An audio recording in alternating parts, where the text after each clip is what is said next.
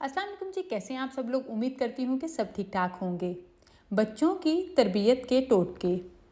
अगर आपका बच्चा बहुत ज़्यादा डरता है तो इसका मतलब है कि आप इसकी हर काम में बहुत जल्द ही मदद कर देते हैं, इसे खुद से कुछ नहीं करने देते हैं। इसके रास्ते की रुकावटें इसे खुद से हटाने दें। इससे बच्चे में खुद एतमादी पैदा होती है, वरना बच्चा तमाम उम्र दूसरों का मोहताज हो जाएगा।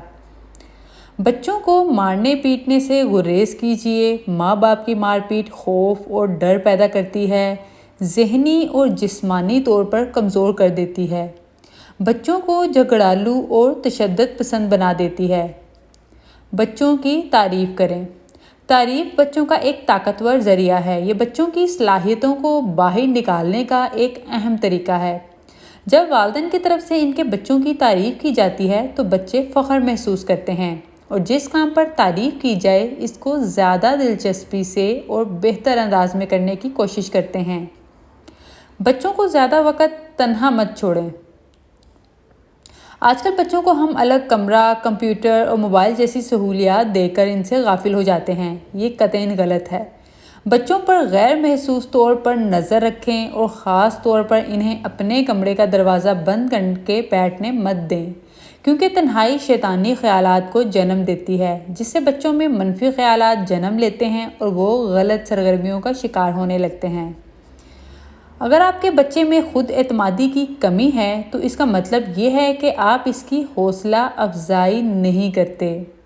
अगर आपका बच्चा कमज़ोर है तो इसका मतलब आप इससे बहुत ज़्यादा डराए रखते हैं, यानी बात बात पर डांटना, समझाने की बजाय मारना पीटना, हौसला अफजाई करने की बजाय बुरा भला कहना। अगर आपका बच्चा ज़िद्दी है तो इसका मतलब है कि आप बहुत ज़्यादा सख्त मिजाज हैं। नरमी से पेश आएँ और हर बात प्यार से समझाने की कोशिश करें। अगर आपका बच्चा दूसरों का एहतराम नहीं करता, इसका मतलब आप इसके साथ पस्त आवाज़ में बात नहीं करते। अगर आपका बच्चा झूठ बोलता है तो इसका मतलब है कि आप बात बात पर इसकी सख्त पकड़ धकड़ शुरू कर देते हैं, जिसकी वजह से बच्चा डांट से बचने के लिए झूठ का सहारा लेना शुरू कर देता है और इस तरह ही फिर बच्चे को आदत हो जाती है। प्यार से समझाने की कोशिश करें और ये बताएं कि ये काम करने से इसको क्या नुकसान हो सकता है। इस तरह बच्चा अगली दफ़ा डांट से बचने के लिए नहीं बल्कि इस नुकसान से बचने के लिए वो गलती दोबारा नहीं करेगा। अगर आपका बच्चा तन्हाई पसंद है तो इसका मतलब है कि आप बहुत ज़्यादा मशगूल रहते हैं और बच्चों को टाइम नहीं देते हैं। अगर आपका बच्चा कंजूस है तो इसका मतलब आप इसे खर्च करने में अपने साथ शरीक नहीं करते। अगर आपके बच्चे में खुद एतमादी की कमी है तो इसका मतलब है कि आप इसकी हौसला अफजाई नहीं करते। बच्चे के काम की तारीफ़ करते हुए इसकी हौसला अफजाई करें और साथ ये भी बताएं कि अगली दफ़ा वो इसे किस तरह और बेहतर बना सकता है।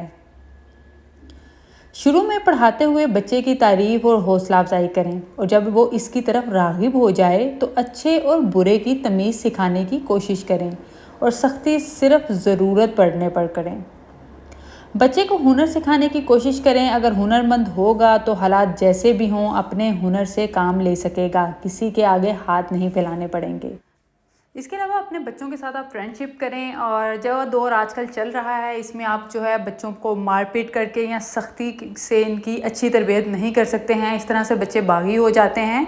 बच्चों के साथ दोस्ती करें और इस लेवल की दोस्ती होनी चाहिए कि वो अपनी जो तमाम मसाइल हैं वो आप लोगों के साथ डिस्कस कर सकें और आप इसकी ताकि अच्छे तरीके से उनकी रहनुमाई भी कर सकें। और आज की वीडियो आपको कैसी लगी कमेंट करके ज़रूर बताइएगा और मज़ीद टिप्स और रेमेडीज़ के लिए चैनल को लाजमी सब्सक्राइब कर लें, वीडियो को लाइक करें, प्यारे प्यारे कमेंट्स करें। शुक्रिया।